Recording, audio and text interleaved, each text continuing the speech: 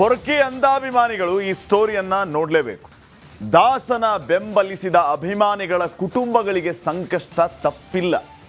ಅಂಧ ಅಭಿಮಾನಿಗಳ ಕುಟುಂಬಗಳ ಕಣ್ಣೀರ ಕಥೆಯನ್ನು ತೋರಿಸ್ತೀವಿ, ನೋಡ್ಕೊಂಬನ್ನಿ.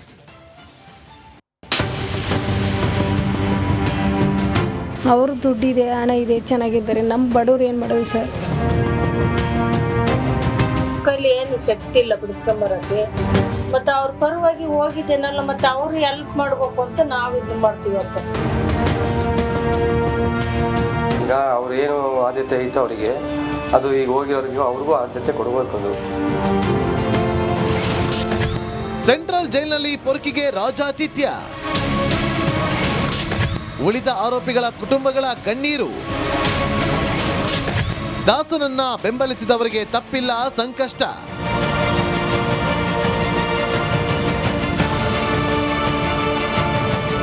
ಪರಪ್ಪನ ಅಗ್ರಹಾರ ಜೈಲಿನಲ್ಲಿ ಪೊರ್ಕಿಗೆ ಸ್ಪೆಷಲ್ ಟ್ರೀಟ್ಮೆಂಟ್ ಸಿಗ್ತಾ ಇದೆ. ರೌಡಿ ಶೀಟರ್ಗಳ ಜೊತೆ ಕುಳಿತು ಹರಟೆ ಹೊಡೆಯೋಕೆ ದಾಸನಿಗೆ ವ್ಯವಸ್ಥೆ, ಮಗ್ನಲ್ಲಿ ಕಾಫಿ, ಮಲ್ಗೋಕೆ ಬೆಡ್, ಹೀಗೆ ಒಂದೋ ಎರಡೋ ಕಾಟೇರನಿಗೆ ರಾಜಾತಿಥ್ಯವೇ ಸಿಗ್ತಾ ಇದೆ. ಆದರೆ ರೌಡಿ ನಂಬಿ ಜೈಲು ಪಾಲಾದವರು ಮುದ್ದೆ ಮುರಿಯುತ್ತಿದ್ದಾರೆ. ಅವರ ಕುಟುಂಬ ಕಣ್ಣೀರಲ್ಲಿ ಕೈ ತೊಳೆಯುತ್ತಿದೆ.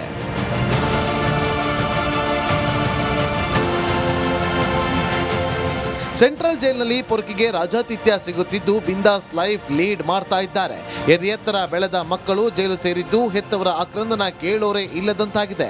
ರೇಣುಕಾ ಕೊಲೆ ಕೇಸ್ನ A5 ಆರೋಪಿ ಮಂಡ್ಯದ ನಂದೀಶ್ ಕುಟುಂಬ ಆರ್ಥಿಕ ಸಂಕಷ್ಟಕ್ಕೆ ಸಿಲುಕಿದೆ, ಕಣ್ಣೀರಲ್ಲಿ ಕೈ ತೊಳೆಯುತ್ತಿದೆ.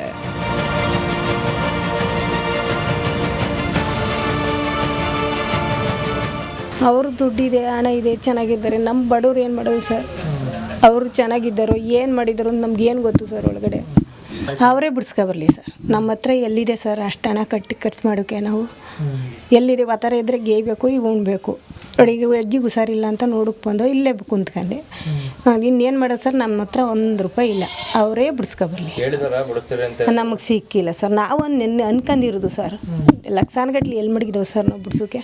ಈಗ ಅವ್ರೇನು ಆದ್ಯತೆ ಐತೆ ಅವರಿಗೆ, ಅದು ಈಗ ಹೋಗಿರೋರಿಗೂ ಅವ್ರಿಗೂ ಆದ್ಯತೆ ಕೊಡಬೇಕು. ಅದು ಟೈಮಿಗೆ ಸರಿಯಾಗಿ ಊಟ, ಅವ್ರು ಇನ್ನೇನೋ ಅಕಸ್ಮಾತ್ ಸಿಗರೆಟ್ಟು ಕೊಟ್ಟಿಯಾರೋ ಬಿಟ್ಟಿರೋ ನಮಗೆ ಗೊತ್ತಿಲ್ಲ. ಈಗ ಎಲ್ಲರೂ ಅವ್ರು ಚೆನ್ನಾಗಿ ಅವ್ರು ಹೆಂಗಿದಾರೋ ಚೆನ್ನಾಗಿ ಇರೋರಿಗೂ ಹಂಗೆ ನೋಡ್ಕೋಬೇಕು. ಅವರು ನಮ್ಮ ತಾಯಿ ತೀರ್ಕೊಂಡಾದಾಗೂ ₹25,000 ಕಳಿಸಿದ್ರು. ಅವ್ರ ದರ್ಶನ್ ಕಡೆ ಬಂದಿದ್ರು, ಅವರು ಕೊಟ್ಟೋದ್ರು ನಮ್ಮ ತಾಯಿ ತೀರ್ಕೊಂಡಾದಾಗ. ಈತ ಚಿತ್ರದುರ್ಗದ ಅನುಕುಮಾರ್ ತಾಯಿ ಜಯಮ್ಮ ಕಣ್ಣೀರಿನ ಕತೆ ಹೇಳುತ್ತಿರೋದು. ದುಡಿದು ತಿನ್ನೋ ಮಕ್ಕಳು ಜೈಲಲ್ಲಿ ಇದ್ದಾರೆ, ನಮ್ಗ್ಯಾರ್ಗತಿ ಅಂತ ನೋವು ವ್ಯಕ್ತಪಡಿಸುತ್ತಿದ್ದಾರೆ. ಅದೇ ನಮ್ಮ ಏನು ಅಂದ್ರೆ ನಮ್ಮ ಕೈಲಿ ಏನು ಶಕ್ತಿ ಇಲ್ಲ ಬಿಡಿಸ್ಕೊಂಬರಕ್ಕೆ. ಮತ್ತು ಅವ್ರ ಪರವಾಗಿ ಹೋಗಿದ್ದೇನಲ್ಲ, ಮತ್ತು ಅವ್ರು ಹೆಲ್ಪ್ ಮಾಡ್ಬೇಕು ಅಂತ ನಾವು ಇದನ್ನ ಮಾಡ್ತೀವಪ್ಪ. ಏನು ಮಾಡ್ಬೇಕು ಅದಕ್ಕೆ? ನಮ್ಮ ಹತ್ರ ಅಷ್ಟೊಂದು ದುಡ್ಡು ಕೊಟ್ಟು ಬಿಡಿಸ್ಕೊಂಬರೋ ಶಕ್ತಿ ಇತ್ತು. 2 ತಿಂಗಳಾತ್ ನನ್ನ ಮಗ ಹೋಗಿ ದುಡಿಮೆ ಮಾಡೋ ಮಕ್ಳು ಹೋಗಿ ಅಲ್ಲಿ ಕುಂತಿದ್ದಾವೆ.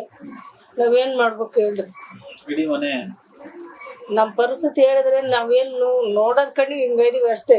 ಒಳಗ್ಲದ್ ಯಾರ ಕಡೆ ಸ್ವಸತಿ ರಾಗಿ ಅಕ್ಕಿ ಸಿಗ್ತಾವ, ಅದನ್ನ ತಿಂದು ಜೀವನ ಮಾಡ್ತೀವಿ. ಮತ್ತೊಬ್ಬ ಆರೋಪಿ ರಘು ಸಹೋದರ ಮುರಳಿ ಆಕ್ರೋಶ ಕಟ್ಟೆ ಹೊಡೆದಿದೆ. ತಮ್ಮ ತಾಯಿ ತೀರ್ದಾಗ ದರ್ಶನ್ ಕಡೆಯವರು 25,000 ಕೊಟ್ಟಿದ್ರು. ಆಮೇಲೆ ದರ್ಶನ್ ಕಡೆಯವರು ನಮ್ಮನ್ನ ಸಂಪರ್ಕ ಮಾಡಿಲ್ಲ ಅಂತ ಬೇಸರ ಹೊರಹಾಕಿದ್ದಾರೆ. ಪೊರ್ಕಿ ನಂಬಿ ಹೋದ ಅಂಧಾಭಿಮಾನಿಗಳ ಕುಟುಂಬಗಳು ಈಗ ಕಣ್ಣೀರಿನಲ್ಲಿ ಕೈ ತೊಳೆಯುತ್ತಿದೆ.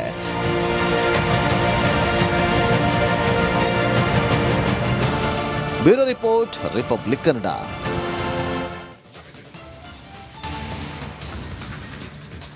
ದರ್ಶನ್ ಬಳ್ಳಾರಿ ಜೈಲ್ಗೆ ಶಿಫ್ಟ್ಗೆ ಕೋರ್ಟ್ ಆದೇಶವನ್ನ ಹೊರಡಿಸಿರೋದು. ಬಳ್ಳಾರಿ ಜೈಲಲ್ಲಿರುವಂತಹ ಕೈದಿಗಳೆಲ್ಲ ಈಗ ಫುಲ್ ಖುಷಿಯಾಗಿದ್ದಾರೆ. ಜೈಲ್ ಸಿಬ್ಬಂದಿಯಿಂದ ಮಾಹಿತಿ ಪಡೆದಿದ್ದಾರೆ ಕೈದಿಗಳು.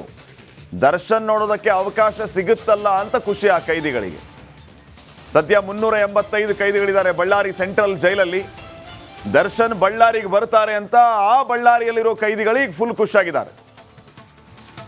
ಜೈಲಲ್ಲಿರುವಂತಹ ಜೈಲಾಧಿಕಾರಿಗಳಿಂದ ದರ್ಶನ್ ಬಳ್ಳಾರಿ ಜೈಲಿಗೆ ಬರ್ತಾರೆ ಅಂತ ಮಾಹಿತಿ ಪಡೆದಿದ್ದಾರೆ ಈ ಕೈದಿಗಳು. 385 ಕೈದಿಗಳಿರೋದು ಬಳ್ಳಾರಿ ಸೆಂಟ್ರಲ್ ಜೈಲಲ್ಲಿ. ಅಲ್ಲಿಯೂ ಕೂಡ ದರ್ಶನ್ ಅಭಿಮಾನಿಗಳಿರಬೇಕು, ಹೀಗಾಗಿ ಅವರು ಬಹಳ ಖುಷಿಯಾಗ್ಬಿಟ್ಟಿದ್ದಾರೆ. ಅಣ್ಣ ಬರ್ತಾರೆ, ಬಾಸ್ ಬರ್ತಾರೆ ಅಂತ ಹೇಳಿ. ಈ ಪರಪ್ಪನ ಅಗ್ರಹಾರದಲ್ಲಿ ಇದೆ, ಅಣ್ಣ ಬಾಸ್ ಏನೆಲ್ಲ ಅವಾಂತರ ಮಾಡ್ಕೊಂಡಿದ್ದಾರೆ. ಈಗ ಅಲ್ಲಿಂದ ಬಳ್ಳಾರಿಗೆ ಶಿಫ್ಟ್ ಆಗ್ತಾ ಇರೋದು. ಅಲ್ಲಿ ಕಥೆ ಏನು, ಈಗ ಪೊಲೀಸ್ ನಿಗಾ ವಹಿಸುವಂಥ ಕೆಲಸವನ್ನ ಮಾಡ್ತಾ ಇದೆ. ಈಗಾಗಲೇ ಭದ್ರತೆ CCTV ಕ್ಯಾಮೆರಾ ಹೀಗೆ ಇತ್ಯಾದಿ ಎಲ್ಲವೂ ಕೂಡ ಜೈಲಾಧಿಕಾರಿಗಳ ಅಣತಿಯಂತೆ ಮತ್ತು ಹಿರಿಯ ಪೊಲೀಸ್ ಅಧಿಕಾರಿಗಳ ಅಣತಿಯಂತೆ ನಡೀತಾ ಇದೆ.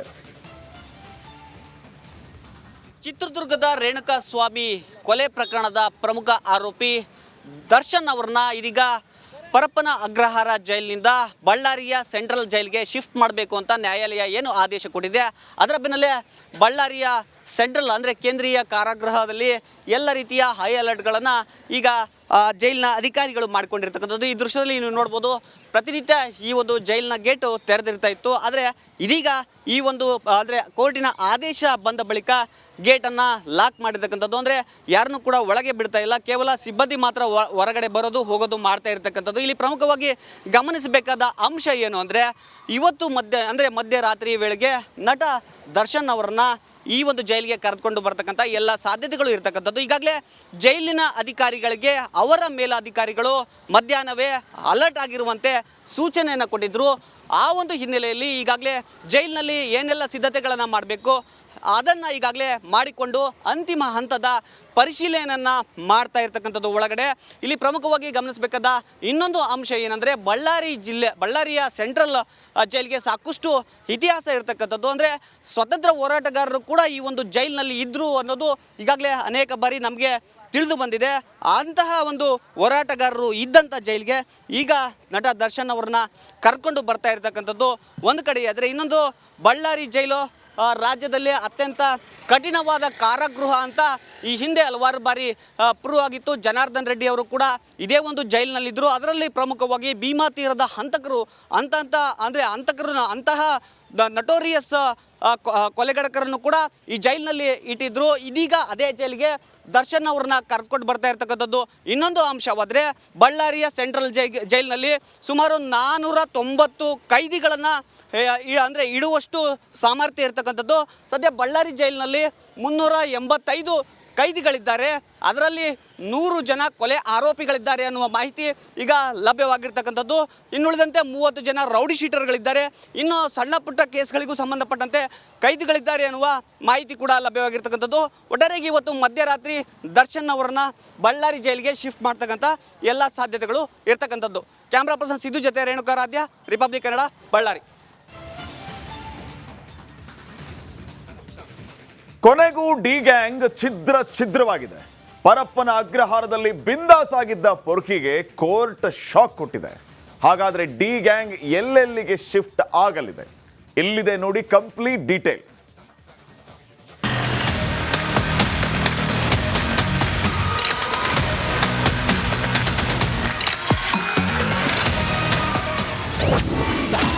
ಜೈಲಿನಲ್ಲಿದ್ದ ಪೊರ್ಕಿ ಗ್ಯಾಂಗ್ ಛಿದ್ರ. ಬಳ್ಳಾರಿ ಜೈಲಿಗೆ ದರ್ಶನ್, ಉಳಿದವರು ಶಿಫ್ಟ್. ಸೆಂಟ್ರಲ್ ಜೈಲ್ ಕಂಬಿಗಳ ಹಿಂದೆ ಇದ್ರೂ ಪೊರ್ಕಿಯದ್ದೇ ಕಾರುಬಾರು. ರೌಡಿ ಶೀಟರ್ಗಳ ಜೊತೆ ಕುಳಿತು ಹರಟೆ ಹೊಡೆಯುತ್ತಾ ದಾಸನದ್ದೇ ದರ್ಬಾರ್ ಮಾಡಿದ್ದ ಪೊರ್ಕಿ ಈಗ ಬಳ್ಳಾರಿ ಜೈಲಿಗೆ ಶಿಫ್ಟ್ ಆಗಿದ್ದಾನೆ.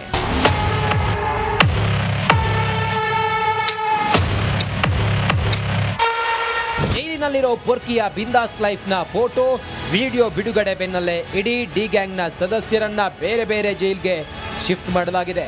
ಈ ಮೂಲಕ ಡೆವಿಲ್ ಗ್ಯಾಂಗ್ ಛಿದ್ರವಾಗಿದೆ. ಡೆವಿಲ್ ಗ್ಯಾಂಗ್ ಛಿದ್ರ. ಪವಿತ್ರ ಗೌಡ A1 ಆರೋಪಿ, ಪರಪ್ಪನ ಅಗ್ರಹಾರ ಜೈಲು. ದರ್ಶನ್ A2 ಆರೋಪಿ, ಬಳ್ಳಾರಿ ಜೈಲಿಗೆ ಶಿಫ್ಟ್. ಪವನ್ A3 ಆರೋಪಿ, ಮೈಸೂರು ಜೈಲಿಗೆ ಶಿಫ್ಟ್. ರಾಘವೇಂದ್ರ A4 ಆರೋಪಿ, ಮೈಸೂರು ಜೈಲು. ನಂದೀಶ್ A5 ಆರೋಪಿ, ಮೈಸೂರು ಜೈಲಿಗೆ ಶಿಫ್ಟ್. ಜಗದೀಶ್ A6 ಆರೋಪಿ, ಶಿವಮೊಗ್ಗ ಜೈಲು.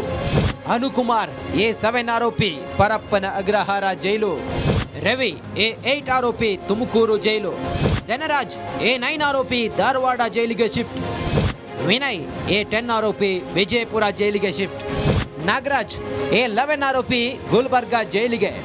ಲಕ್ಷ್ಮಣ್ A12 ಆರೋಪಿ, ಶಿವಮೊಗ್ಗ ಜೈಲು. ದೀಪಕ್ A13 ಆರೋಪಿ, ಪರಪ್ಪನ ಅಗ್ರಹಾರ ಜೈಲು. ಪ್ರದೋಷ್ A14 ಆರೋಪಿ, ಬೆಳಗಾವಿ ಜೈಲು. ಕಾರ್ತಿಕ್ A15 ಆರೋಪಿ, ತುಮಕೂರು ಜೈಲಿಗೆ ಶಿಫ್ಟ್. ನಿಖಿಲ್ A17 ಆರೋಪಿ, ತುಮಕೂರು ಜೈಲು. ಕೇಶವಮೂರ್ತಿ A16 ಆರೋಪಿ, ತುಮಕೂರು ಜೈಲು. ಜೈಲಲ್ಲಿ ಬಿಂದಾಸ್ ಲೈಫ್ನ ಫೋಟೋ, ವಿಡಿಯೋ ಬಿಡುಗಡೆ ಬಳಿಕ ಎಚ್ಚೆತ್ತ ಸರ್ಕಾರ 24ನೇ ACMM ನ್ಯಾಯಾಲಯದಿಂದ ಆದೇಶದಂತೆ ಡಿ ಗ್ಯಾಂಗ್ನ ಬಹುತೇಕ ಎಲ್ಲ ಸದಸ್ಯರು ಬೇರೆ ಬೇರೆ ಜೈಲಿಗೆ ಶಿಫ್ಟ್ ಆಗಿದ್ದಾರೆ. Bureau report, republic Kannada.